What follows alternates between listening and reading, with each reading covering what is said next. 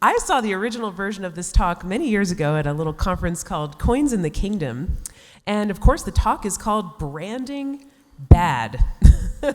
Our next teacher is the co-founder of Bitcoin Not Bombs, the ghostwriter of Pirates Without Borders, the proprietor, or a proprietor of theblacksale.com, and that's sale like S-A-L-E, not like a pirate sale, and an advocate of peace, liberation, and independence from aggression in all spheres of human life.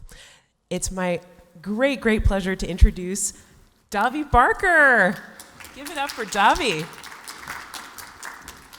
How's it going, everyone? I guess I've done this presentation before, so I guess we have some first year and some second year students. Can I see who's seen this before? You guys have seen this before. So let's give first year students a chance to answer first, okay? And then you guys can shout, because I'm sure most of you all know the answers. But there's some new material in here for you too. Who knows what TV show I'm talking about? Yeah, people know, right? Breaking Bad. So why does that happen? I want to talk about branding in the sense of a symbol dictionary that we come to understand, and it makes references like this possible, right? Because there's something embedded in the logo of Breaking Bad itself, which communicates really the mission of the show. It uses these periodic table of elements pieces. There's like a noxious fume on some of them, so we get this reference, and it makes jokes like this possible, right? I got this off of like a precious metals blog. Banking Bad, Ben Bernanke and Janet Yellen, right? So this is possible, and this communicates to us that the creator thinks of these as villainous characters because we know from the branding that we're talking about Walter White. We're talking about like a corrupt ambition. You also get like these noxious fumes behind him, right? This is also something you see in the Breaking Bad branding. So you can communicate that something noxious is going on using just the smoke. But because this is a symbol dictionary, you can also subvert it. You can make it say the opposite of what it's trying to say by repurposing the symbols. Now the noxious smoke is part of this bread. We know Breaking Bad bread is like the opposite of Breaking Bad, right? It means like coming together. So you can subvert the expectations, in this case also by inverting the colors, if you have a good understanding of the way in which branding works as a symbol dictionary. But I want to go back in time a little bit to 1986. This is a collage by an artist I hope that you've all heard of because it's me. So I did this collage when I was a little kid, and this sat on my wall my entire upbringing, and I think that it has a lot of foreshadowing in the discussion that we're going to have. For starters, there's the Pantone color matching system, which we're going to talk about later. But I want to talk about this piece of paper, this little scrap of fabric. Who can guess what brand I'm about to talk about? Yeah? Lego. That's exactly right. But check this out. It's not only Lego, it's Lego in Arabic and upside down. So why did that happen? How is it that you know this is the logo when all you had was the border, right? Everything else is confusing. And this is how you know that branding sort of infiltrates the memory. It becomes this thing which is automatically familiar, and that's what sort of characterizes a good brand. So I'm known for Bitcoin Not Bombs, which we called the world's first decentralized aircraft. And this was one of the logos early on. These pins have been mass-produced all over the place, not even just by me. But what people say about this is that a lot of people have told me that this is the best logo in Bitcoin, or this is the best brand in Bitcoin. And the fact is that we didn't really do a lot to accomplish that. It was accomplished mostly using design and this sort of symbol language that we're going to talk about. So I want to talk about how I built this brand. I start all the way at the end. Before Bitcoin Not Bombs is an independent organization. It was literally just a Bitcoin campaign drive for antiwar.com. We're saying, hey, use Bitcoin because we're against war. And it was like a slogan, Bitcoin Not Bombs, right? But then, as it became its own sort of independent thing, and we started doing launch campaigns for other nonprofit organizations to say, hey, Bitcoin is this powerful tool to do your thing, we progress the logo changes every year, right? And so this sort of adds a sort of numismatic value. It sort of tells you a little bit about how we're changing as an organization, maybe. But the reason that it is memorable, the reason that people gravitated toward it as a nice design independently of whatever we were doing, is this thing called the golden ratio. First-year students have probably heard of this because I talked about this last time. Second-year students, how many of you know what the golden ratio is or have heard of this before? Okay, good. I love seeing this because this is one of my favorite concepts. So this logo, the bomber and the circle and everything, is using the ratios as so each coin essentially is the next piece of that fractal in a measured mathematical sense. And this gives the viewer, even if they don't know the math, the sense that there's a harmony to this design, the sense that this is the way that it was supposed to be. What the golden ratio is it's the ratio of the sides of this rectangle called a golden rectangle, whereby you can slice off a perfect square and you will leave a rectangle of the same aspect ratio, which means it creates a fractal. And this happens in nature. And this is one of the main sort of describing or determining sort of, I don't even know if you want to call it a law of physics or what, but it determines a lot of shapes in nature. So for example, the ratio of the bones in the finger, anywhere you see a spiral, shells, plants, things like that, if there is a spiral involved, it's sort of like pi. It's another irrational number that governs these naturally forming shapes. Even the spiral arm of the galaxy is itself governed by the golden ratio. And so because of that, we are hardwired as monkeys to recognize this ratio in nature and to sort of see it as a harmonizing principle. This is why, like, if you look at photography, a lot of the times, the degree to which someone's face is appropriate to this ratio will govern how attractive they are in modeling or something like that. So companies know this. Existing firms in the world know that the golden ratio produces a sense of harmony for the viewer, and so they spend a tremendous amount of money making sure that their logos fit this set of rules, this template. Apple is probably one of the most recognizable logos in the world. They're one of the largest companies. They're certainly one of the largest tech companies, and they obviously have spent a lot of time and energy making sure that their logo is as simple as possible while being as harmonizing as possible. Another place where you'll see this is Andreas Antonopoulos' logo. He came to me after I gave this presentation at Coins in the Kingdom. He says, I'm sold, I want a logo. I'm like, okay, what is the thing that you are most known for, right? Because he says, I want a personal brand, not a company brand. What is the thing that your viewers, that your audience, that your fans, that they recognize you and it's you alone? And he says, well, it's my hairline. And I'm like, perfect, because you know what else is your brand? Is your brain. And so I constructed this using the golden ratio as a template to say, like, this is his brain, and it's an identifiable hairline. And anybody that knows him can recognize it immediately once they've seen it. And it just tells you that it's the simplest. This is also easy because the human face is already governed by the golden ratio. So translating it to that was easy. The only other thing is, again, like the Lego logo, I've sort of come to think of this border as a cryptocurrency thing.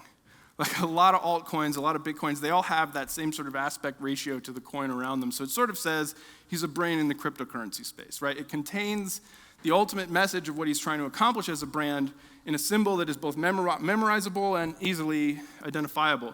So this next section is for first-year students. Guess all you want. We're going to play a game. Who knows what company I'm about to talk about? You just shout it out, but yeah. It's McDonald's, right? What about this one? Google, correct. What about this one? So this is one I want to talk about a little bit because these guys have spent a tremendous amount on branding, and they've come a long way. Many people don't know this. They were originally called Pequod Cafe when they existed in, I think, Seattle. They said, hey, it's Whaling Village. We want a name that has to do with whaling. The Pequod is the name of the ship in Moby Dick. We're going to call ourselves the Pequod Cafe. And then when they started to franchise, they started to branch out of Seattle, and the people that got that reference, the marketing department that they hired, said, nobody wants a cup of Pequod. You've got to come up with something else, something more universal. And so they went with Starbucks because that's the first mate aboard the Pequod in Moby Dick. And so they're still referencing the Whaling Village, but there's something sort of more universal about it. But the thing that is really interesting to me about the history of the Starbucks logo is that it gets reducted every time. They're counting on you as the audience to get the reference. So at this point, the most recent logo over here, they don't even include the word Starbucks anymore. The word Starbucks is no longer officially part of Starbucks' logo, right? And you also can see from the original drawing and then on down the line that they're beginning to incorporate the golden ratio more and more as a way of reducing the amount of complexity while communicating more information. And so this is essentially what you've got to get to the point of doing is your brand is so memorable that you don't even need your name anymore. People recognize it as a mark. So I want to talk about the way big firms handle this. I, as a graphic designer, if I have a client who's a big firm, I've never worked for Visa, I got this from my dad, but this is essentially your competitor in the cryptocurrency space is other financial service providers, and Visa produces a 96-page branding guidelines booklet describing all of the ways in which their brand should and should not be used. It includes their mission, it includes their marketing collateral, sometimes these packets even include the stock photos you're allowed to use, and so if I were to get a job, say, working for Visa, even if it was just some low-level perfunctory manager needed a business card, I would need to be familiar with this 96-page branding guideline because his business card has to follow these rules too. And so they contain things like this. They tell you exactly how not to use your logo. And I see a lot of people in the Bitcoin space breaking these rules, and so we're going to talk about them in sequence a little bit later. But so this is the level of complexity that they get into, is that you shouldn't stretch your logo, you shouldn't change your colors, you shouldn't put it on a confusing background. It needs to have X amount of space around it at all times. They get to the point of defining not only the colors of the brand itself, but the background colors. Which colors are going to be used for margins and bullets and infographics and things like that. And they get into specific fonts that they want to characterize the sort of feel of their company. And they do all of this because they're trying to establish an emotional position. They're trying to convey the way they want their clients and their customers to feel about their brand, not necessarily any technical information. So if the big firms are doing this and they have these like $100,000 branding packages that are 96 pages long, I think it behooves anybody who's a smaller stand-up to do what they can to build a strong brand, right? And maybe we have to do this on a little bit more of a budget, but we have to be able to do this. So this is going to be new material for second-year students. Who can guess what brand this is? Anyone? Bueller? Bit something. That's an excellent guess. Like 90% of the time, it's bit something.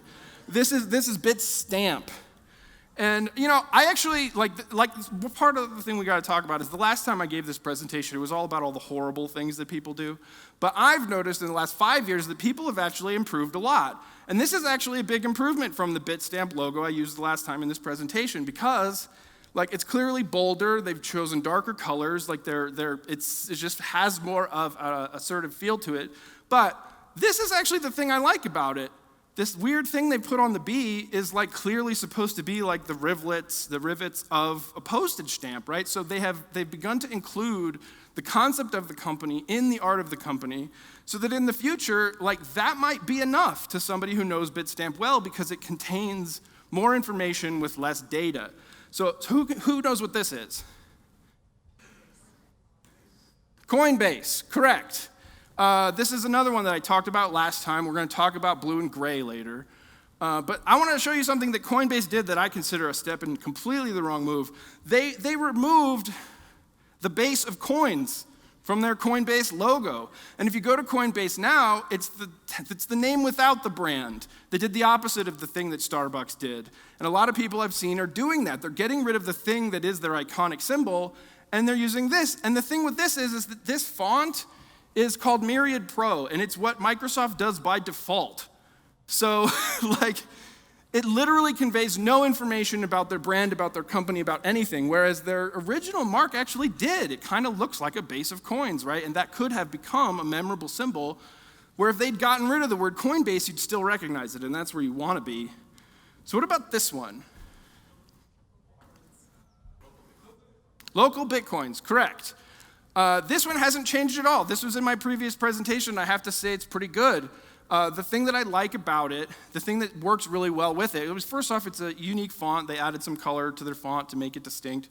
But this triangle here conveys a tremendous amount of information with a very small amount of data because we recognize that as the little bloop that goes on all your GPS maps, right? And so we get, just from that symbol by itself, no name, no nothing, that this has something to do with Bitcoin on a map, which is what you're looking for local Bitcoin. So it contains it. This one was new to me. Does anyone know what this is? Electron megalith? No. This is a company called Simplex, which is like the opposite of what that symbol is, right? Like, Simplex is an exchange that essentially tries to facilitate people being able to buy cryptocurrency with credit cards. And so they're trying to say, hey, look, we're this whole big financial network. But this is the logo for a company called Complex, right? Now, this is something that if you've got an existing brand and you feel like I'm attacking you right now, this is a piece of advice that I've got for everyone. This mark right here is much better as a brand than that whole big mop over there. Because that little piece right there, by including it in the name, it becomes a reference for the name, but it's a simple thing, it's an individual, maybe it's like a pin drop, like who knows, but it is itself a very distinct mark with very little data. This one's new to me. Who knows what this one is? Open privacy. I just heard about, this is what I'm saying, guys, this is hardly a roast anymore. The industry has improved quite a bit. I love this logo, and I just encountered it at this conference. It's open privacy, and it contains the entire concept, right? Like, it's open because it's an eye and it's literally open. It's privacy because it's a zipper. The zipper teeth kind of double as a sort of eyelash, so it creates that popping. Like, this is a really smart design. For viewers at home, you probably won't see this because it doesn't show up on film. The lanyards, if you guys are wearing the red lanyards, they have this logo on it. I guess this was one of their contributions to the conference. But this emboldens me. This makes me feel like in the last 5 years, the crypto space has started to take its presentation more seriously. What about this one? What was that? Unchained, correct. This is a podcast. I haven't listened to it. I guess I should say that. I'm not endorsing any of these companies. This is purely an aesthetic approach. But look at this mark. This mark contains exactly what the name is. It's a chain link, and it's broken, it's unchained. Like that mark alone succeeds as a way of communicating the purpose of this thing. So I want to talk about these 4 things. These are the big mistakes that I see Bitcoin companies doing in their branding stuff. And it's better to some extent now, but I mean, we have some first-year students, so there are lots of new startups. You should learn from people's previous mistakes, right? So low-resolution files is a big problem. I, as a graphic designer, am often asked by someone to build their logo or build their brochure or build their poster for a conference like this. And I say, okay, send me what you've got. And they send me this. Sorry, Tim. It doesn't work when you blow up things like that, right? A lot of people think that if it's clear and it's obvious on your website that works and you can send it to a designer, and then you blow it up and you can't read it, right? And so that puts an onus on me as the designer to kind of guess what your brand is or guess what you're like. I can't tell by default what font that is. And so me and this company produced this sort of facelift of this design to sort of clean it up, to make it look more professional, but most importantly, to make it so that it can scale up, right?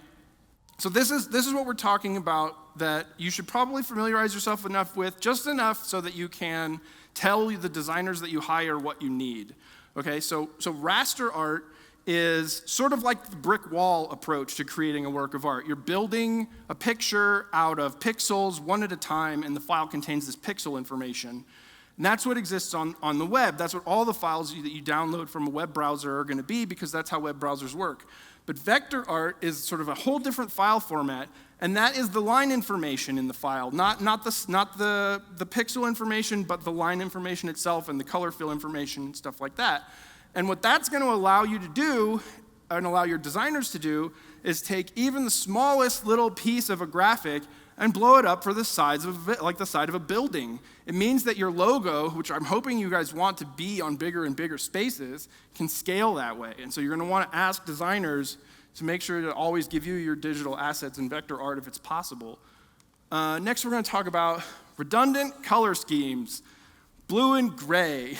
So I'll do this in a second. So let's talk about color.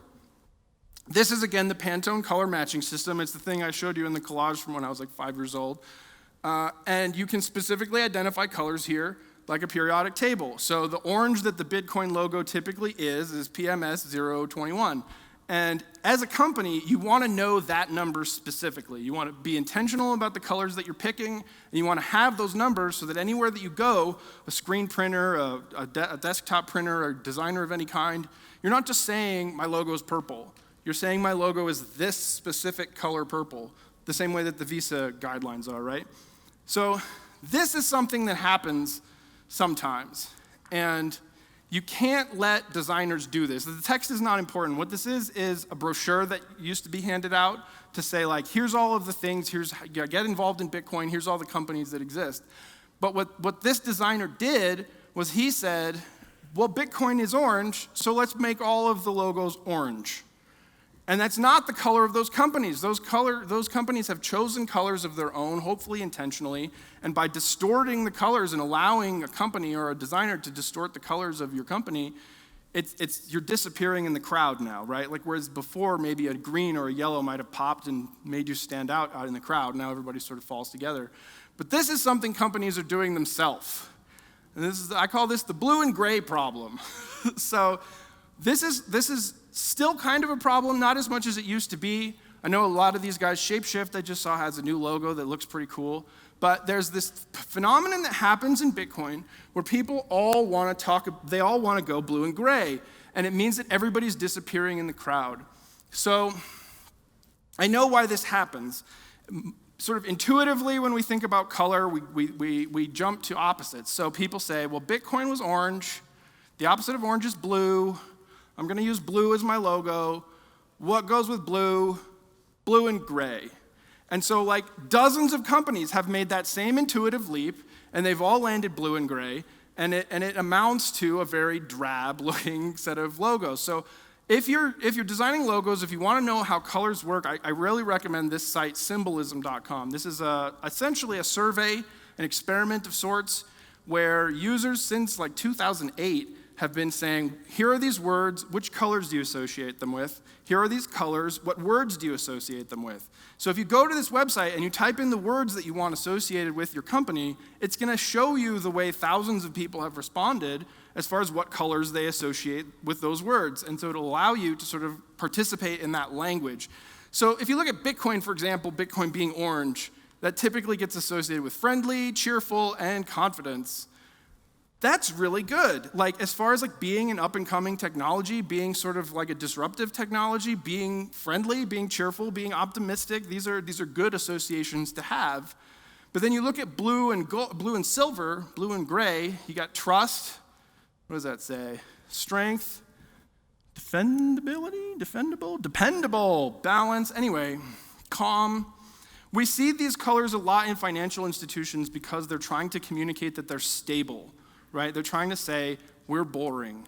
You can trust us with your money, right? But if you're a company if that's not the association that you want to make, if you don't want to have that sort of financial firm feel, you need to play with colors that are more associated with the character of the company that you're trying to build. So I want to talk about derivative concepts. This is something I see a lot of. BitMint, I don't know if all you guys remember that. It's not around anymore. Neither of these are around anymore. This might even be why. BitMint was just eBay for Bitcoin. That's all it was. Bitcoin Starter was just Kickstarter for Bitcoin. That's all it was. And this is a problem because it means that if you're deriving yourself and your brand and your identity and your company's concept from an existing company outside and just adding Bitcoin, then you can't outgrow that parent concept. Like, you can't ever be bigger than the one for whom you're borrowing the reputation. You know what I mean? And so this becomes a problem. One of the ways that people solve this is they just rebrand entirely. Cash into coins used to be a way that you could essentially go down to a bank, deposit dollars into an account, and they would send Bitcoin to you. And that was fine, but the name is sort of derived from check into cash, or potentially cash into gold, or any of these sort of like weird, like low, reliability financial firms that do like shark payday loans, you know what I mean? And so that's not a reputation that you want to be branded with, and that's something that you definitely want to outgrow. And so this company rebranded as ExpressCoin to say we're still doing these services, but we want our company to be bigger than strip malls. You know what I mean? We want to be able to outgrow the thing the concept came from. And so having a non-derivative concept is an important part of being able to outgrow the economy where you're starting.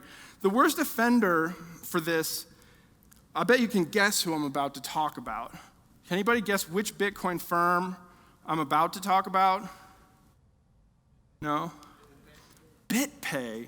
BitPay took the font of PayPal, they took the color of PayPal, they took all of the services of PayPal. To some extent, the user interface is similar to PayPal, and they said, we are PayPal for Bitcoin, which is great. We need those services, but what that means is that if PayPal ever accepts Bitcoin, PayPal has nothing to do anymore. So if they want to survive as a company, if they want to grow as a company, they have to get away from the derivative concept where they originated. Finally, I want to talk about brand confusion, or confusing designs in general. A lot of people have produced designs that just don't convey anything, or they're difficult for a person to understand. So one of my big pet peeves, and Adam, I know you're in the room, is Let's Talk Bitcoin and CoinGig and a lot of other places. They use the Bitcoin B as the O in the word coin, right? Which is like, I get it, it's a circle, you want, like, it fits. But for the layman, for somebody who doesn't know what you're talking about, this is not legible. This looks like CBIN to most people. I don't know if it was because of this presentation. Let's Talk Bitcoin is actually rebranded. I like this much better because it's still the word bubble, right? Like we're talking about talking, but they've owned it. They've made it their own thing. They've made it legible. Like the font to some extent like conveys this sort of edginess to maybe the reporting style or something. Like so this is what I'm saying. Like I used to complain about these things in the Bitcoin space, and now I feel like a lot of people are beginning to do these things the right way. But this is worst offender as far as confusion is concerned. For me, this is an old one, but I mean they're still around. Because what is this? Like what? Oh, my laser broke. All right, no laser. So first off, a Rubik's Cube does not communicate user-friendly to anyone. A Rubik's Cube says to everyone, I don't even want to try and figure that out. Okay? Unless they happen to be the type of personality for whom a Rubik's Cube is a puzzle that is fun to solve, in which case, like, maybe this is the company for them, and maybe these are the spaces where we need those sorts of tech-minded personalities. But for a general user interface, this is just a turnoff, right? It's confusing. But also, what is this thing? There's a CK. It has a top on it. It looks like it might be a chain link. I think that might be the intent, is that it's like a chain link. But it kind of also looks like a price tag. Like maybe there's some sort of department store price tag sitting on top of this thing. I don't know. But they changed it, right? They went with this logo, which is so much better, right? It's still blue and gray, but it communicates something about what they're doing. There's like an emergent quality to it. It's the Bitcoin B, but it's not the Bitcoin orange, so it's unique in that sense. They avoid the trap of being called bit something or Bitcoin something. Like if Bitcoin goes by the wayside, blockchain is still useful as a term. So like this is a much better logo, but this isn't even where they stopped. This is where they stopped the last time I did this presentation. Now they've got this one, which I kind of like less, but I see what they're up to. I really like the CK thing going on in the middle one. They got rid of that. But they're simplifying, right? They're trying to get to a mark that is more distinctly theirs. And in that sense, it's at least progress. So this is where the presentation ended last time around. I've got some more material for you guys after this, but this is essentially the point, right? Your branding is your identity. It's not just your logo. It's not just your slogan. It's not just your colors. They call a brand an intangible asset because what it really is the reputation that you and your company have in the minds of other people. It's not something that you own. It's something that they hold in their mind, and if they don't like you, then they're going to corrupt your brand in their mind. So your brand is literally everything that you do. We like to think of it as our logo and our slogan, but if you do not communicate well with your clients, if you do not communicate well at all, if you don't fulfill your agreements, if you don't produce your product, those things all sort of get categorized into the reputation that your brand has from then forward, and sometimes that can be very difficult to overcome. So from here, I thought that I might, since it's been 5 years, I might go back and look at these problems that I see in the Bitcoin branding space and ask myself a little self-critically, like, how have I done with this? How does Bitcoin Not Bomb square up to these criticisms I have for other firms? So I thought, well, low-resolution files, check. The first Bitcoin Not Bombs logo was literally like a web banner. Like it doesn't even look good here. So I'm guilty as charged. Number 2, redundant color schemes, check. We deliberately used PFS 021 because it was the Bitcoin color, right? And so I fell for that one too. Next, we've got derivative concepts. Guilty as charged. Bitcoin Not Bombs gets its name from Food Not Bombs.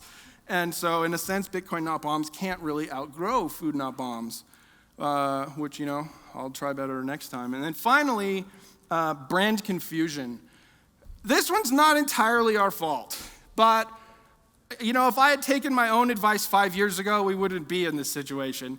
We put Bitcoin in our name, and Bitcoin itself is going through a branding confusion problem where are you Bitcoin Cash Not Bombs, or are you Bitcoin Core Not Bombs, or are you Dogecoin Not Bombs, or are you Litecoin Not Bombs? So people asked us for our stance on this stuff just because we had Bitcoin in our name. So we fell for this same thing that I warned about, that because it was a derivative concept, because I put Bitcoin in the name, the moment that Bitcoin itself as a symbol, as a brand began to change, that forced us to respond.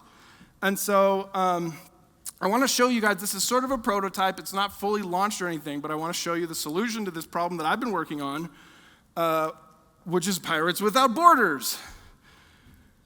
So you can tell, I hope, that it's a derivative logo. Even though it's a pirate ship and not a plane, because I use the same golden ratio, because I use the same constructed pieces, I'm hoping that people can see and translate that there's a migration of concept, at least, that this is sort of in the line of the way that the Bitcoin Not Bombs logo has evolved.